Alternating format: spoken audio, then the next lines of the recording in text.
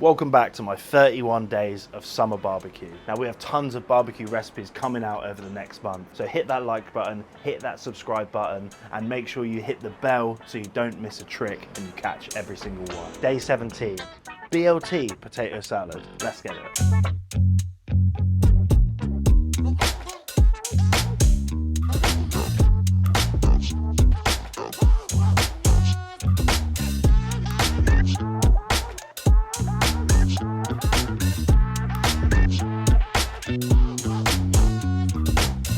Now, potato salads are a must at any barbecue gathering, and I like my potato salad tasting like one of my favourite things in the world, and that is a BLT, a bacon, lettuce and tomato sandwich. The flavours of that, the mayonnaise, the bacon, the lettuce, the tomato, tons of black pepper, all incorporated amongst a potato salad, for me is absolutely stunning.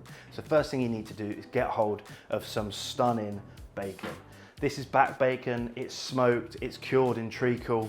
If you don't have that, that's fine. Just get the best you can get hold of or anything you can afford. Smoked, streaky bacon is crucial. So we're gonna take this, just very simply lay it out onto a tray.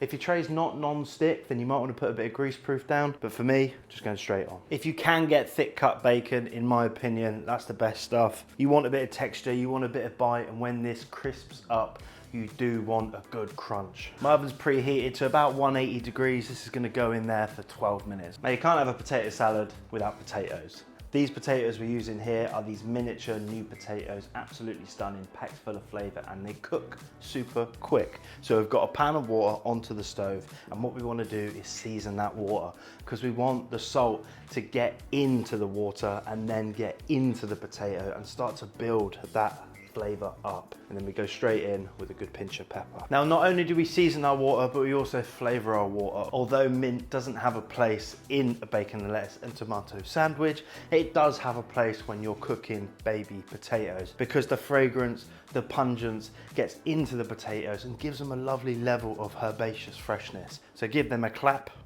give them a roll, and get those straight in. Garlic, because I like it. 3 cloves, crushed and in the water, very simple. Last but not least, our potatoes, they go straight in. Now when cooking potatoes, there's a lot of different methods. For me, cold water at the start, all your flavorings, everything in there, just bang it in, nice and simple, and then hottest heat on your stove, bring that up to the boil as quick as you can. Now the potatoes have come up to the boil, we're gonna let them simmer for about 10 minutes. It's a rolling, gentle simmer. It's not a boil. We're not trying to break down the outside of the potato here. We're trying to lightly poach it and infuse all those stunning flavors that we've put into that water. So leave them on for 10 minutes, gently cooking, and then we're gonna turn them off. Our bacon's just come out of the oven. It's golden brown, it's crispy, it's delicious. It's not too dark, but if you like it a little bit darker, do it a little bit darker. If you don't like it as crispy, don't do it as crispy.